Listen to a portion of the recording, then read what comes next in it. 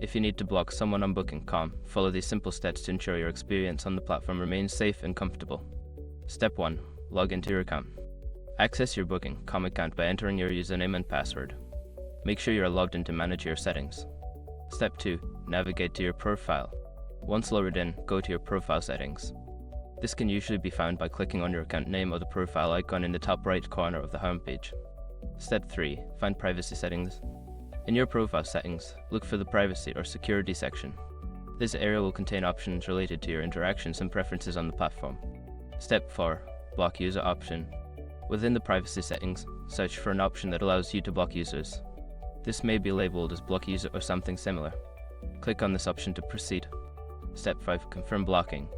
You will likely be prompted to confirm your decision to block the user. Follow the on-screen instructions to finalize the blocking process. Once confirmed, the user will no longer be able to contact you. By following these steps, you can effectively block someone on Booking.com, ensuring a more pleasant experience on the platform.